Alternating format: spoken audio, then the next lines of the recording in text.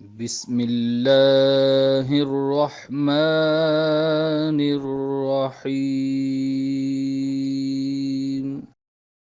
आज हम स्टार्ट करने लगे हैं डायरेक्ट स्पीच और इनडायरेक्ट स्पीच। इस पर जितने भी लेक्चर्स बनेंगे, इस सीरीज़ का ये पहला लेक्चर है और इस लेक्चर में हम देखेंगे कि कौन से ऐसे बेसिक रूल्स होते हैं जिनको लर्न करना यानी याद करना हमारे लिए ज़रूरी है डायरेक्ट स्पीच को इनडायरेक्ट स्पीच में चेंज करने के लिए। तो स्टार्ट करते हैं। डायरेक्ट स्पीच को इनडायरेक्ट स्पीच बनाने के लिए सबसे पहले हमें प्रोनाउंस पर अबूर हासिल करना होगा। प्रोनाउंस पर अबूर हासिल करने का मतलब ये है कि आपको first person, second person, third person, इनकी सब्जेक्टिव केसेस, पजेसिव केसेस और ऑब्जेक्टिव केसेस, यानी इनकी तीनों हालतों का पता हो। मैं यहाँ पे लिखता हूँ, आपको एक आइडिया हो जाएगा।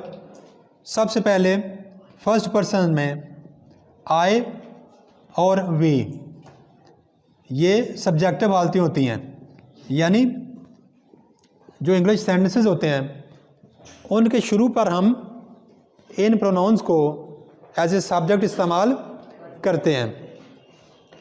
अब फर्स्ट पर्सन में ये दो पर्सन्स हैं, इनके आगे ये सब्जेक्टिव हालतें हैं। इनकी पजेसिव हालत,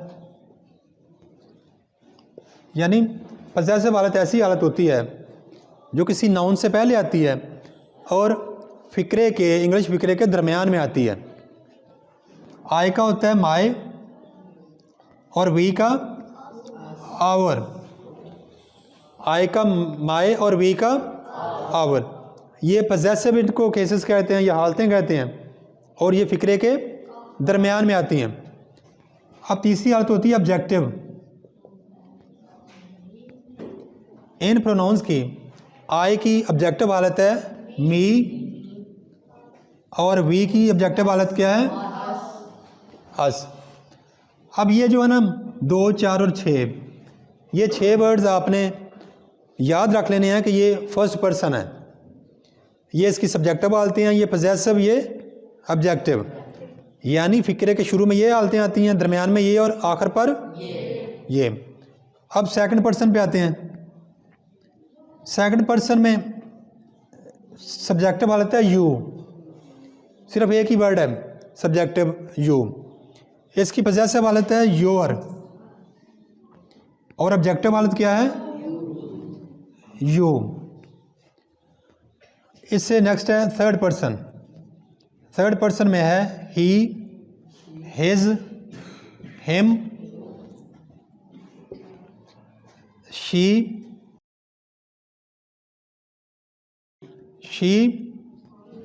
हर, इट, इट्स, इट और they, THEIR, देयर और them। ये केसेस हैं जी।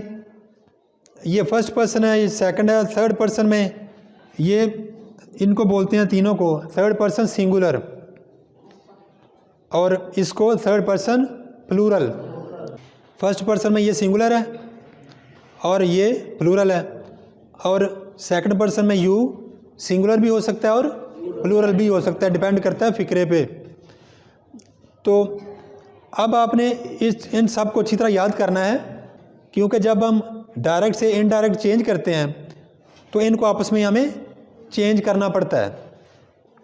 एक तो होगी प्रोनाउंस, यानी ये टेबल आपने अच्छी तरह याद करना है, और दूसरी जो तब्दीली मेन होती है डायरेक्ट से इनडायरेक्ट स्पीच में, वो है टेंसेस की।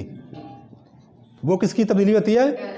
टेंस की, यानी ज़माने की। ज़माने की तब्दीली का ख्याल रखना पड़ता है हमें जब डायरेक्ट से इनडायरेक्ट बनाते हैं। अब टेंस की तब्दीलियाँ किस तरह से होती हैं वो हम देखते हैं। मैं यहाँ पे 2 एग्जांपल्स लिखता हूँ ताकि आपको एक आइडिया हो कि टेंस की तब्दीली किस तरह करनी है। अब रिपोर्टिंग स्पीच और रिपोर्टेड स्पीच दोनों में अलग अलग वर्ब्स आते हैं। क्या आते हैं? वर्ब्स आते हैं। अब यहाँ पे देखिए कि वर्ब की कौन सी फॉर्म लगी हुई है? S A Y first form है, उसके साथ ऐसे लगा हुआ है, यानी यहाँ पे कौन सी फॉर्म है? फर्स्ट है रिपोर्टिंग स्पीच में, यानी कामस के बगैर वाले हिस्से में।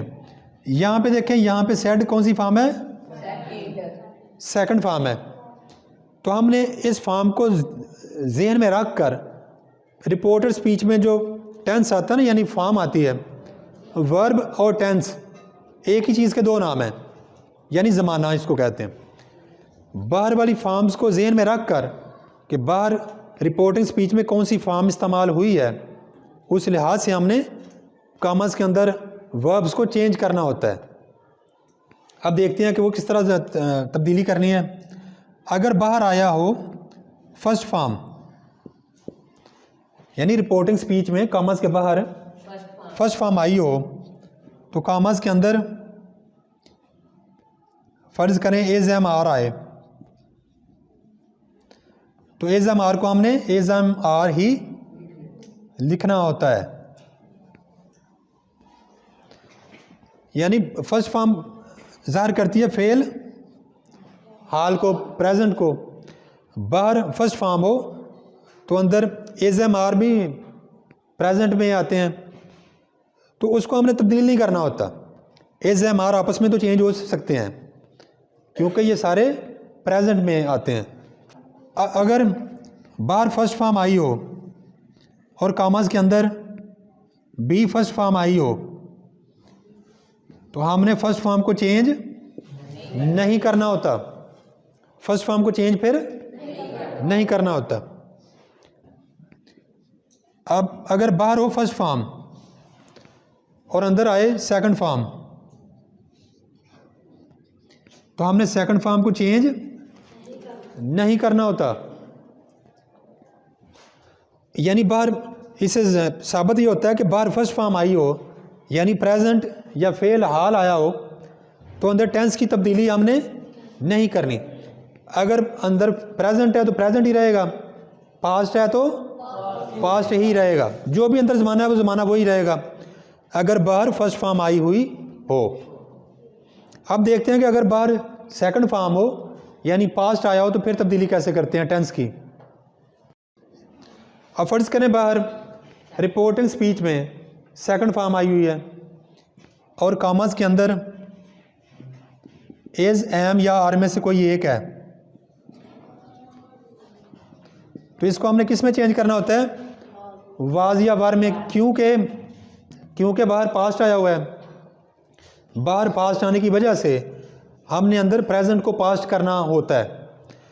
अगर बाहर सेकंड फॉर्म है और कॉमर्स के अंदर यानी रिपोर्टेड स्पीच में फर्स्ट फॉर्म आई हुई है, तो हमने इस फर्स्ट फॉर्म को पास्ट बना देना है, यानी सेकंड फॉर्म बना देनी होती है। अब अगर बाहर सेकंड फॉर्म हो और अंदर भी सेकंड फॉर्म हो, तो हमने इस सेकंड फॉर्म को क्या बना देना होता है? Had plus third form. क्या बना देना होता है? Had plus third form. और अगर बाहर सेकंड फॉर्म हो और अंदर पहले he had plus third form हो, तो फिर ये मज़ीद हम इसको पास्ट नहीं बना सकते, फिर ये यही रहेगा। तो ये रूल्स थे कि हमने टेंस को किस तरह चेंज करना है अगर बाहर फर्स्ट फॉर्म आए या बाहर सेकंड फॉर्म आए रिपोर्टिंग स्पीच में। अब हम इनकी एग्जांपल्स करेंगे। इसके अलावा भी कुछ बुनियादी तब्दीलियाँ होती हैं, और जब हम एग्जांपल्स करते हैं, ये क्योंकि इंट्रोडक्टरी वीडियो है, इसमें मुख्तलिफ़ किस्म के फ़िक्रों की मैं एक एक एग्जांपल लिखूँगा ताकि आपको एक आइडिया हो जाए। इस सेंटेंस पे गौर करें जी। ये रिपोर्टिंग स्पीच है, कॉमर्स के बाहर वाले को क्या कहते हैं? Reporting speech. स्पीच कलाम को कहते हैं, बात को कहते हैं, और कॉमर्स के अंदर वाले को रिपोर्टेड स्पीच। और ये फ़िक्रा सारा कौन सा है? Direct speech. इस सारे फ़िक्रे को हम क्या बोलते हैं? Direct speech. दूसरे लफ्ज़ों में कोई भी ऐसा सेंटेंस आपके सामने आए जिसमें आपको इन्वर्टेड कामाज यानी उल्टे कामाज नज़र आए, तो वो सारा सेंटेंस आपका कौन सा होगा? Direct speech. अब हमने इसको चेंज करना है इनडायरेक्ट स्पीच में। अब देखिए, चेंज करने से पहले एक और बात आपने ज़हन में रखनी है कि बाहर वाला जो रिपोर्टिंग स्पीच है, रिपोर्टिंग स्पीच, उसका सब्जेक्ट कौन सा है और ऑब्जेक्ट कौन सा है? ये हमारा वर्ब है बाहर वाले रिपोर्टिंग स्पीच का। इसका सब्जेक्ट क्या होगा? ही क्या हमारा सब्जेक्ट बन गया, और ये क्या है? वर्ब। अब हमारा रिपोर्टिंग स्पीच यहाँ पे एंड हो गया जहाँ पे कामा लगा हुआ है, जहाँ पे इन्वर्टेड कामा स्टार्ट होते हैं। अब इस फिक्रे में ऑब्जेक्ट आपको नज़र आ रहा है कहीं पे? इसमें ऑब्जेक्ट नहीं है। जिस फिक्रे में ऑब्जेक्ट नहीं होगा डायरेक्ट स्पीच में, तो आपने ये खुद से इमेजिन कर लेना है कि उस फिक्रे का जो सब्जेक्ट है, जो ऑब्जेक्ट है, वो क्या है? मी। क्या है? अब आपको सब्जेक्ट ऑब्जेक्ट का पता लग गया। इसके बाद आपने देखना है कि बाहर फॉर्म आपकी कौन सी है? वर्ब की पहली फॉर्म है कि सेकंड फॉर्म है? फर्स्ट फॉर्म आई हुई है। इसका मतलब है बाहर फर्स्ट फॉर्म आई है तो अंदर हम टेंस की तब्दीली नहीं करेंगे। अंदर कौन सी फॉर्म है? अंदर भी फर्स्ट फॉर्म आई हुई है रिपोर्टेड स्पीच में। इसकी सेकंड थर्ड फॉर्म है हेटेड, डी लगाना है आगे। अब बाहर फर्स्ट फॉर्म हो, अंदर फर्स्ट फॉर्म हो, तो क्या उसको सेकंड करते हैं? नहीं करना, क्योंकि इसको सेकंड करेंगे तो ये माजी बन जाएगा अंदर वाला हिस्सा, जबकि बाहर हमारे प्रेजेंट है। बाहर प्रेजेंट हो तो अंदर हमने जो भी टेंस हो उसको वही रहने देते हैं, छेड़ते नहीं हैं। अब हमने जो फॉर्म अंदर है ना पहली, वही रहने देनी है। अब तब्दीली कैसे करनी है? इसको हमने वैसे ही लिखना है, ही सेज। अब ये जो सेंटेंस है ना, डायरेक्ट स्पीच है, इस तरह के फिक्रों को बोलते हैं असर्टिव। ASSERTIVE। ये कौन सी टाइप है सेंटेंसेस की? असर्टिव। असर्टिव सेंटेंसेस में अब हमने ये कॉमास ख़त्म करने हैं, कॉमास ख़त्म करने हैं, क्योंकि हम डायरेक्ट से इनडायरेक्ट बनाते हैं। इनडायरेक्ट स्पीच में कॉमास को हमने ख़त्म कर देना होता है। इन दोनों के दरमियान अब पहले ये दो पार्ट हैं, ये लहदा पार्ट है, ये लहदा पार्ट है। इनको जोड़ने के लिए हम यहाँ पे एक खुद से वर्ड लगाएंगे, यानी क्या लें, यहाँ पे हम जोड़ लगाना है तो हमने कोई समझ इस्तेमाल करनी है, वो लगाएंगे दैट। क्या लगाना है? ये हमने खुद से लगाना है। जिस तरह एक्टिव पैसिव में हम बाय लगाते हैं ना खुद से, या BEEN बीन लगाते हैं, या बीइंग लगाते हैं, यहाँ पे हमने क्या लगाया? असर्टिव फिक्रों में। असर्टिव फिक्रे इंट्रागेटिव नहीं होंगे और हुक्मिया नहीं होंगे, इंपेरेटिव नहीं होंगे, या फिर ऑप्टेटिव नहीं होंगे। ऑप्टेटिव होता है दुआया फिक्रे। कौन से? दुआया फिक्रे। तो यहाँ पे अब यहाँ तक तो हमने हल कर लिया इसको। अब नेक्स्ट वाला आ गया आए। अब हमने देखना है कि आए कौन सा प्रोनाउन है, कौन सा पर्सन है, फर्स्ट है, सेकंड है कि थर्ड है, ये हमने देखना तो उस टेबल से जो मैंने पहले करवाया। ये फर्स्ट है। जो फर्स्ट पर्सन है रिपोर्टेड स्पीच में, जहाँ पे भी फर्स्ट पर्सन आएगा उसने तब्दील होना है बाहर वाले रिपोर्टिंग स्पीच के सब्जेक्ट के मुताबिक। क्या मैंने बोला भला कि रिपोर्टेड स्पीच के अंदर जहाँ भी फर्स्ट पर्सन प्रोनाउन आएगा उसने बाहर वाला जो रिपोर्टिंग स्पीच है ना उसके सब्जेक्ट के मुताबिक चेंज होना है। कैसे चेंज होना है ये देखिए। ये फर्स्ट है तो इसने यहाँ पे आना है, इसके मुताबिक चेंज होना है। यहाँ पे आए है ना, अब टेबल में देखिए आए कौन सी हालत है, सब्जेक्टिव हालत है। इसकी जगह पे आए की जगह पर हमने इसकी सब्जेक्टिव हालत लगानी है। ही की सब्जेक्टिव हालत कौन सी है, सब्जेक्टिव हालत ही है, तो हमने यहाँ पे आई की जगह पे क्या लगा देना है, ही।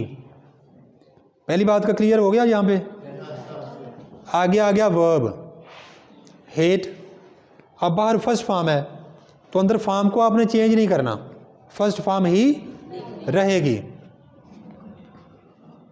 हेट। अब यहाँ पे एक और बात एडिशनल है कि फर्स्ट फॉर्म लगाइए ना, जहाँ भी इंग्लिश में आपने फर्स्ट फॉर्म लगानी होती है, फर्स्ट फॉर्म इंग्लिश सेंटेंसेस में जहाँ पर भी लगानी होती है, आपने एक बात का ध्यान रखना है कि अगर उसका सब्जेक्ट हो थर्ड पर्सन सिंगुलर, वो कौन से होते हैं, या कोई, अगर इनमें से कोई एक सब्जेक्ट हो तो फिर हमने वर्ब की फर्स्ट फॉर्म के साथ एस या एस भी लगाना होता है। अब यहाँ पे लगेगा कि नहीं, क्योंकि हमारा सब्जेक्ट ही आ गया। अब यहाँ पे देखने के लिए कि एस लगेगा या ई एस, एस लगेगा, क्योंकि अगर यहाँ पर S O X C H या एस एच इनमें से कोई एक होता तो यहाँ पे लगना था ई एस। अब इनमें से कोई भी नहीं है यहाँ पे आकर पे, तो यहाँ पे क्या लगेगा, एस। ही हेट्स बन गया जी। अब ये वर्ड बचा, यहाँ तक तो हमने हल कर लिया ना। अब ये कौन सा पर्सन है, यू, ये सेकंड पर्सन है। रिपोर्टेड स्पीच में जो सेकंड पर्सन होता है ना, वो रिपोर्टिंग स्पीच के ऑब्जेक्ट के मुताबिक चेंज होता है। रिपोर्टेड स्पीच यानी कॉमर्स के अंदर जो सेकंड पर्सन होगा, कोई भी उसकी शक्ल होगी, वो बाहर वाले यानी रिपोर्टिंग स्पीच के ऑब्जेक्ट के मुताबिक चेंज होगा। अब यहाँ पे तो ऑब्जेक्ट है ही कोई नहीं, तो जिस फिक्रे में रिपोर्टिंग स्पीच में ऑब्जेक्ट नहीं होगा, हमने क्या कंसीडर करना है, कौन सा ऑब्जेक्ट है, मी। अब ये देखिए कि रिपोर्टेड स्पीच में कौन, यू की कौन सी फॉर्म इस्तेमाल हुई है, ऑब्जेक्टिव, क्योंकि ये फिक्रे के आखिर पर आया हुआ है। तो यहाँ पर हमने मी की ऑब्जेक्टिव फॉर्म लगानी है, क्योंकि यू को हम चेंज कर रहे हैं बार वाले के ऑब्जेक्ट के मुताबिक। अब ऑब्जेक्ट तो यहाँ पे है ही नहीं, तो हमने कंसीडर क्या करना है कि ऑब्जेक्ट कौन सा है, मी। तो यू ऑब्जेक्टिव फॉर्म है ना, यू की जगह पर हमने इसकी ऑब्जेक्टिव फॉर्म लिखनी है। तो मी की ऑब्जेक्टिव फॉर्म कौन सी है, मी। तो यहाँ पे क्या लिख दिया हम, फुल स्टॉप। तो ये हमारा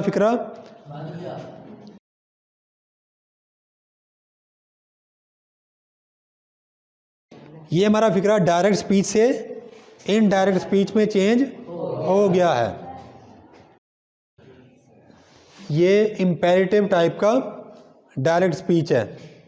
कौन सी टाइप है ये, इंपेरेटिव ऐसे फिक्रों को कहते हैं जो या तो जिनमें रिक्वेस्ट होती है, या फिर हुक्म होता है, या फिर मशवरा होता है, सजेशन होता है। अब ये देखिए यहाँ पे गेट आउट ऑफ हियर, यहाँ से चले जाओ या यहाँ से दफ़ा हो जाओ, ये हुक्म है। तो जो जिसमें सेंटेंस में हुक्म दिया जाए उसको कहते हैं हम इंपेरेटिव सेंटेंस। तो ये इंपेरेटिव सेंटेंस या इंपेरेटिव टाइप का डायरेक्ट स्पीच है। इसको जब हमने इनडायरेक्ट स्पीच में बनाना है, तो क्योंकि ये हुक्म है, क्या है ये, तो हमने यहाँ पे सेड की बजाय लिख देना है ऑर्डर। अब क्योंकि ये सेकंड फॉर्म है, तो यहाँ पे भी क्या बन जाएगी, सेकंड फॉर्म बन जाएगी। ये वैसे ही आ जाएगा, दे ऑर्डर्ड। अब यहाँ पे हमने जोड़ना है।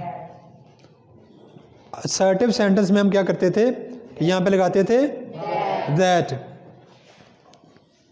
असर्टिव में हम लगाते थे, लेकिन ये क्या है, ये इम्पेरेटिव है। इम्पेरेटिव में हम लगाते हैं to. They ordered to get out of. अब ये याद रखिए कि इम्पेरेटिव में जो वर्ब की फॉर्म लगी होती है पहली फॉर्म ही लगी होती है, उसको चेंज नहीं करते, उसको चेंज नहीं करते। इस गेट का गेट ही आएगा, ये वैसे ही आ गया। अब अगर हेयर आया हो डायरेक्ट स्पीच में तो हमने उसको खुद से देयर में चेंज कर देना होता है। किसमें? तो हेयर की बजाय हम क्या लगा देंगे? देयर और फुल स्टॉप। अब जब हम ये डायरेक्ट से इनडायरेक्ट बना चुके हैं तो कामाज फिर नहीं लगाने होते, क्योंकि ये कामाज ख़त्म करने के लिए ही हम डायरेक्ट स्पीच को इनडायरेक्ट स्पीच बनाते हैं।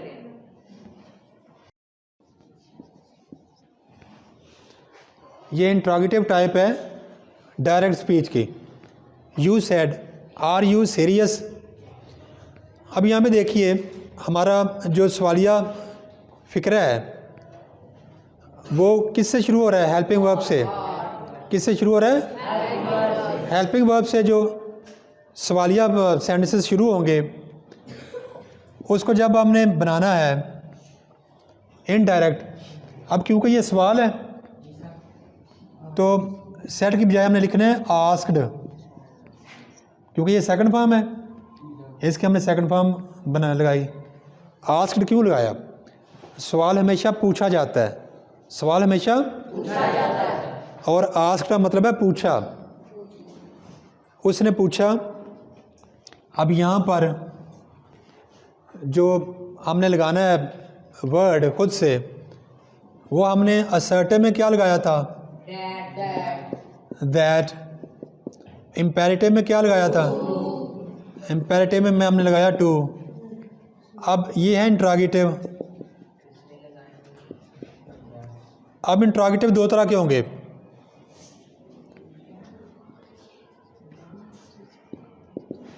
ये इंट्रोगेटिव शुरू हुआ है हेल्पिंग वर्ब से। जो हेल्पिंग वर्ब से शुरू होंगे उनमें लगाएंगे हम इफ़, और जो WH वाले वर्ड से शुरू होंगे इंट्रोगेटिव जो W से शुरू होंगे वहाँ पे हम कुछ भी नहीं लगाएंगे जोड़ने के लिए। तो ये क्योंकि हेल्पिंग वर्ब से स्टार्ट हुआ है तो हेल्पिंग वर्ब के लिए हम क्या लगाएंगे यहाँ पे? इफ़। अब एक और चीज़ मैंने आपको पहले बताई हुई है कि जब भी सवालिया फ़िक्रा होता है ना इंग्लिश में, तो हेल्पिंग वर्ब हमेशा सब्जेक्ट से पहले आता है। अब हमने इसको सवालिया फ़िक्रा नहीं रहने देना। अब ये सवालिया फ़िक्रा नहीं रहेगा। जब हम इस सवालिया को डायरेक्ट स्पीच से इनडायरेक्ट स्पीच में चेंज कर देंगे तो फिर ये सवालिया नहीं रहेगा। तो हमें ये वर्ड ऑर्डर भी चेंज करना पड़ेगा, क्योंकि अब ये वर्ड ऑर्डर होता है सवाल में।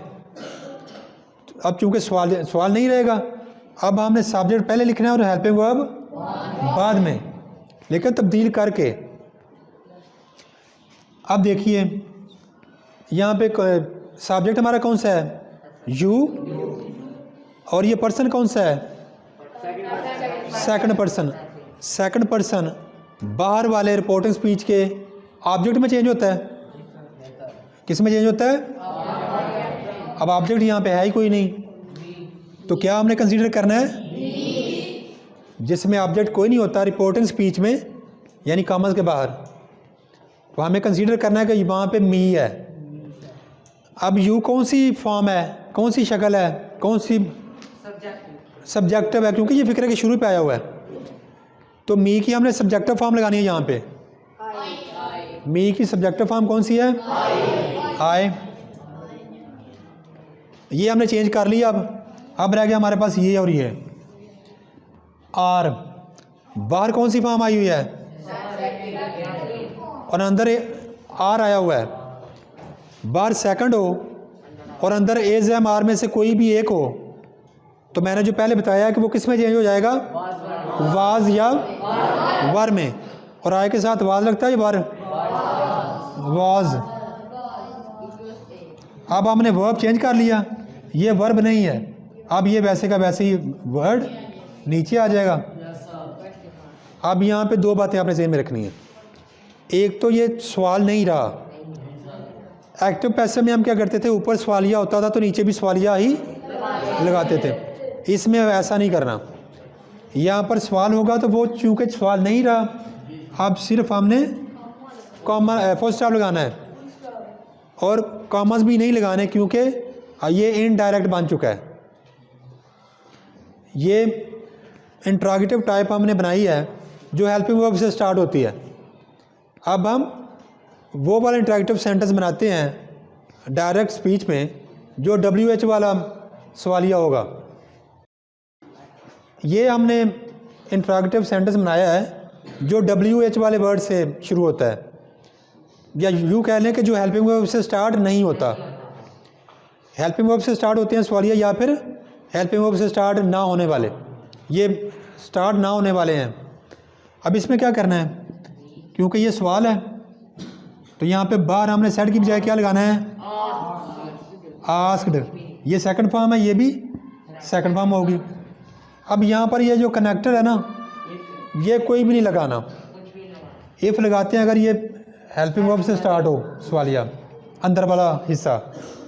अब क्योंकि हेल्पिंग वर्ब से स्टार्ट नहीं है लेकिन है भी ये सवालिया, तो यहाँ पे आप कुछ नहीं लगाना। ये यहाँ पे जो भी वर्ड होगा ना, वाई, वेयर, व्हेन वगैरह, वो वैसे ही हमने लगा देना यहाँ पे।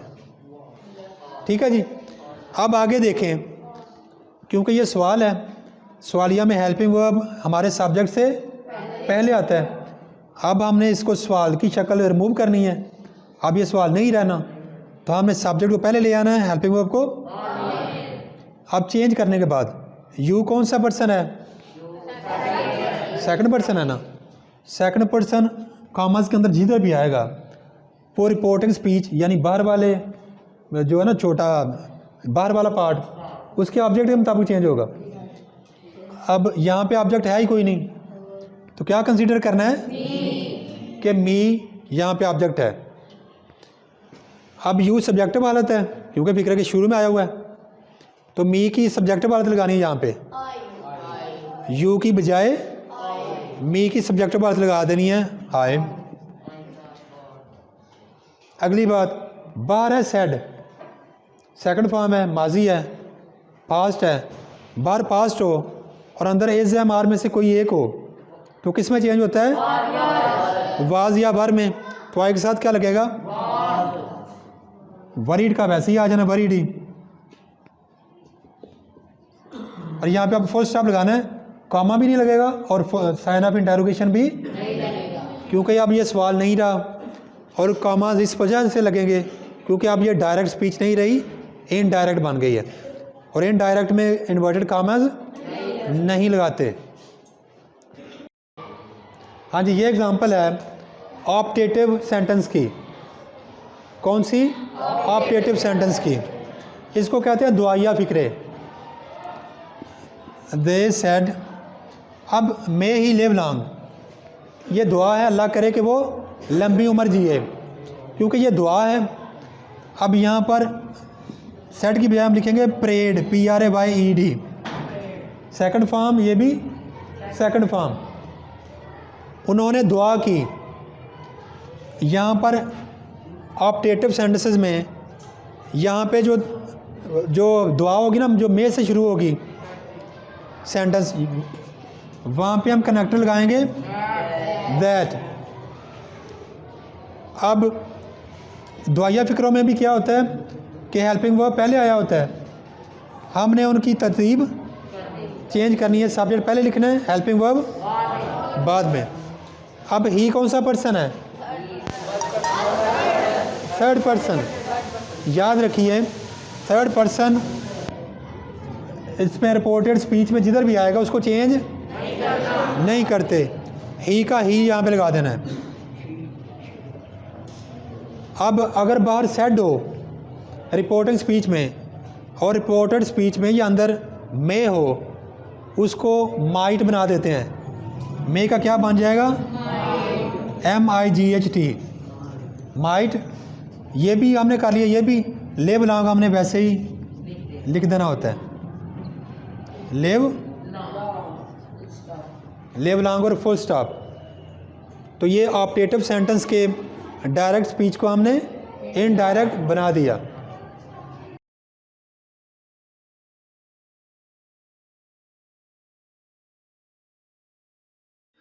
Thanks for watching. Please subscribe my channel. Also like and share this video with your friends. Thanks.